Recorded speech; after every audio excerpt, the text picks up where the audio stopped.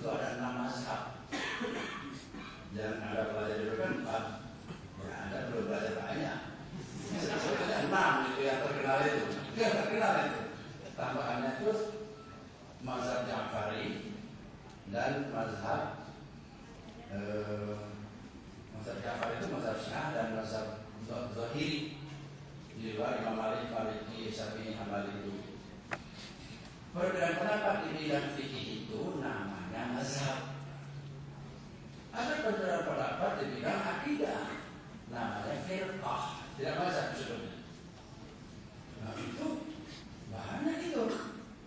Jadi apakah Anda kira keimanan orang Muslim itu sama? Tidak, ada mazhab-mazhabnya juga. Nah mazhab di bidang akidah tersebut firqah. Di bidang pengamalan tasawuf banyak sekali mazhab, namanya tariqah. Tarekat kata Anda itu. Yang benarnya tariqah atau qah. Tariqah artinya jalan. Dalam bukunya Deming, itu orang Jerman, The Sufi Orders in Islam itu, dia mengatakan ada 280 tarekat yang berkembang di dunia Islam. Itu yang gede-gedenya itu. Belum termasuk tarekat yang macam-macam peranainya itu. Orang berpuasa, pada hari kemudian dia berpuasa, itu tidak masuk ini. Itu tarekat juga. Nah, Bapak Ibu sekalian, mengapa ajaran Islam itu ini bukan antara agama, ini dalam Islam saja. Itu kok nggak satu macam. Bukankah Tuhan bisa kalau dia ingin satu macam saja? Pasti bisa. Tapi kok tidak? Bahkan menurut para ahli, memang Tuhan menghendaki kita ini saling berbeda pendapat. Bahkan dalam salah satu buku saya yang penuh kontroversi, saya mengatakan berbeda pendapat Islam itu wajib. Itu sudah mendahului zaman sebetulnya. Tapi benar itu. Ya. Beberapa kali saya diundang diskusi itu tidak terkalahkan saya. Memang gitu. Nah itu jadi begini. Kalau berbeda pendapat itu bersyukurlah. Begitu maksudnya. Jangan kalau ada rombongan 4 orang, 1 orang berbeda, bikin sebab aja saya kena. Tidak mestinya itu. Dalam bidang apapun. Itu maunya bisa begitu. Jadi pada pendapat kalau disusun, memang ini panjang loginya. Saya pendekkan aja. Pertama beberapa pendapat itu karena Al-Quran. Al-Quran itu kita kan punya sumber tuh Quran hadis. Mengenai Quran tentang teksnya, itu Quran atau bukan? Itu tidak ada perbedaan pendapat. Tidak ada perbedaan pendapat. Seluruh umat Islam itu satu macam Qurannya, ayatnya sama. Ada yang bilang orang Syiah punya Quran tersendiri, tidak betul.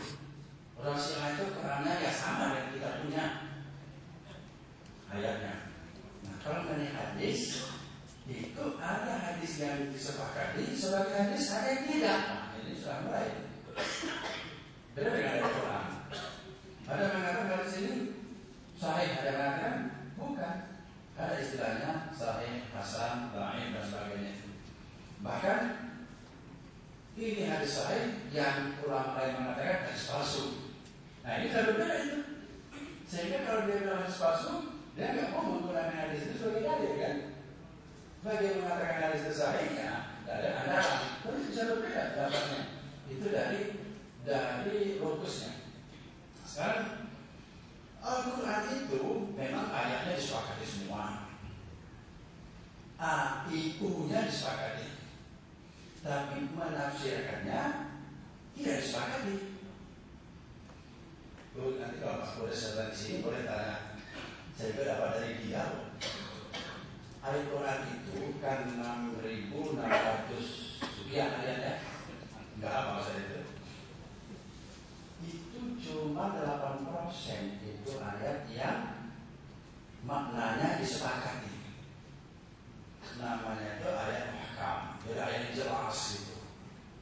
Tuhan itu ada, itu muhkam itu. Tidak ada perbedaan pendapat itu. Bagaimana adanya, nah itu mulai ada perbedaan pendapat. Puasa itu di bulan Ramadan, tidak ada perbedaan pendapat itu. Nah ayat bagi itu haram, tidak ada perbedaan pendapat. Ayat yang pengertiannya disepakati itu disebut oleh Al-Qurtubi ayat muhkam. Muhkam artinya langsung jadi hukum. Itu cuma 8% dari seluruh ayat yang 6.600 itu. Yang 92% itu ayat Tuhan yang memang dibuat Tuhan tempat berbeda pendapat. Aneh Tuhan deh. Bikin pusing kita. Karena Anda, tapi nanti saya jelaskan, memang Tuhan harus begitu.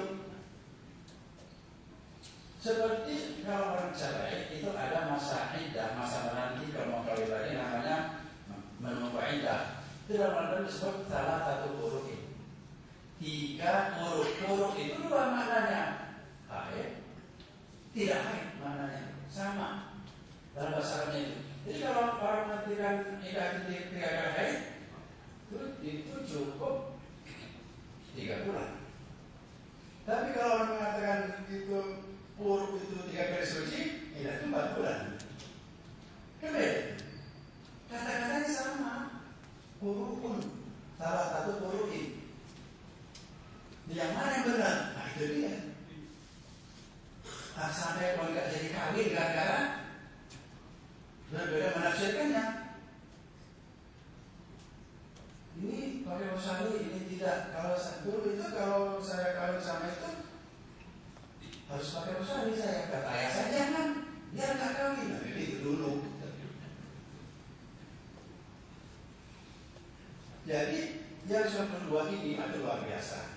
Nah pertanyaannya, lalu ke hadis juga apalagi itu dari segi karakternya sudah berbeda pendapat, isinya pun bisa berbeda pendapat maknanya. Quran ini teksnya memang disepakati, tapi pemaknaannya itu lebih kurang 90% itu memang di tempat berbeda pendapat. Pertanyaan, kenapa Tuhan tidak bikin ayat Quran itu muhkam semua? Kan boleh dia bikin begitu, dan mesti bisa. Bukti bisa, kita yang 8% itu bisa dia bikin. Kenapa justru ayat 92% itu yang dibikin, yang tempat berbeda pendapat? Nah, rupanya Tuhan itu memang ingin kita ini silang sengketa. Memang menginginkan berbeda pendapat. Nah, lalu ada orang sholat pakai usahabi, ada yang tidak. Ada yang tidak sholat, itu dari luar itu. Jadi masing-masing itu biarkan saja. Kamu kalau mau jadi bos saya harus pakai usahabi loh, tidak boleh. Oh ini bosnya pakai usahabi. Kenapa? Karena Tuhan memang ingin seperti itu. Logikanya, kalau memang Tuhan ingin satu pendapat saja, dia akan bikin Quran itu yang kayak 80% tadi, seluruhnya bisa. Tapi dibuat tidak. Nah, nanti oleh para ahli di usul ini sudah benar Tuhan itu bikin begitu. Kira-kira 10-8% itu yang memang harus disepakati, dan 90% itu biarlah tidak sepakati. Supaya ajaran Islam itu dapat disesuaikan dengan perkembangan zaman.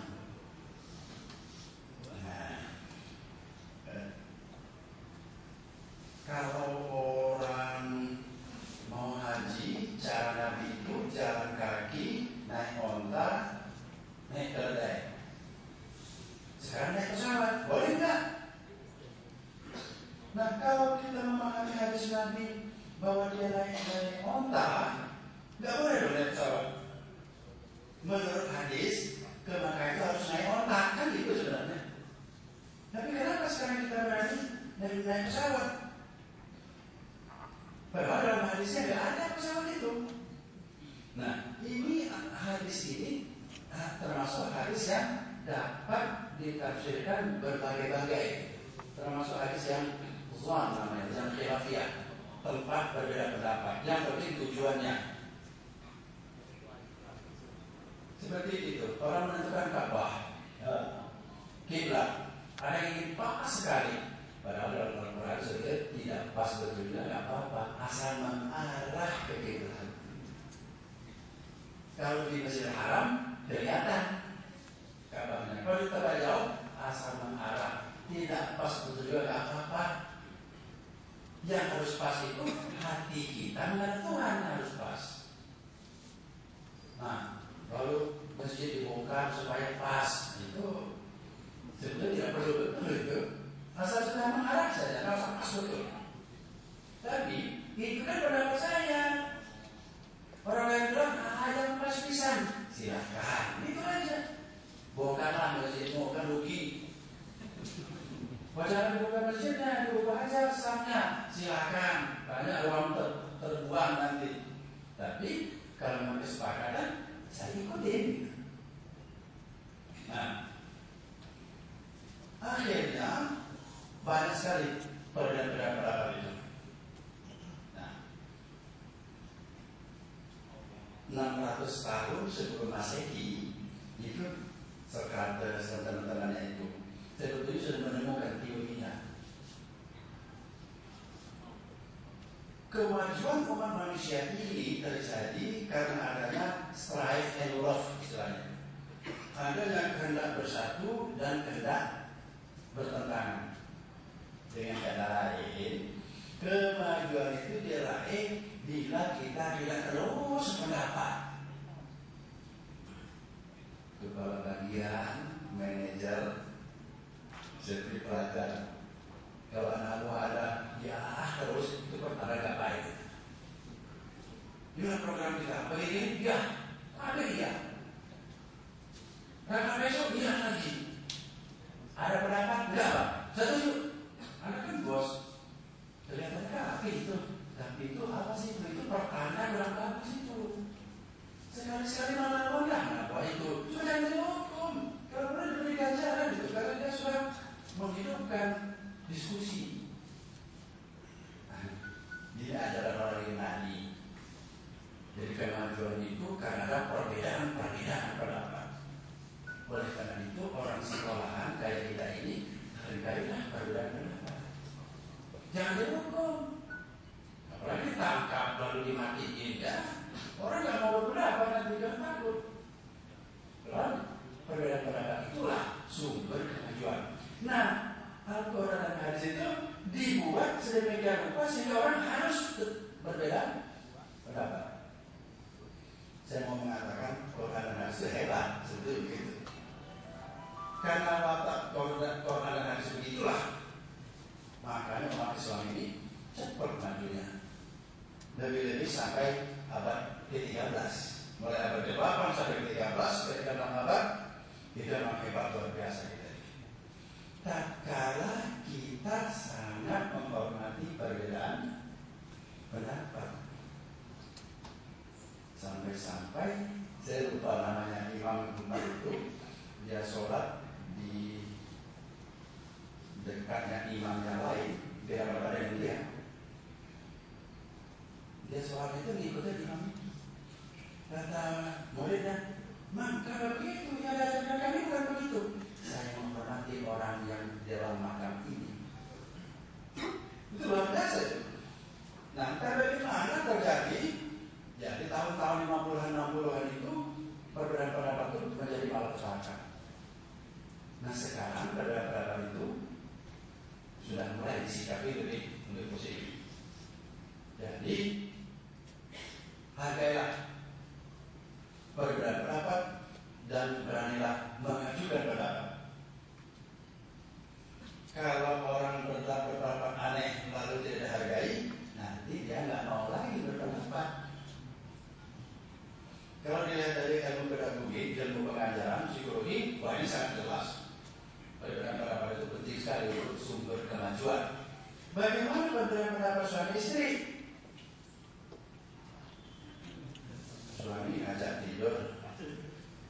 istri berpendapat lain. Malam besok aja lah. Ini kan berbeda-beda itu. Dalam hal itu kata Nabi harus mengikuti suami. Jadi kalau suami minta hubungan badan sama istri, tidak boleh nolak, itu menurut hadis. Itu kan kurang dibahas di sini, dianggap corongkan. Padahal perlu itu.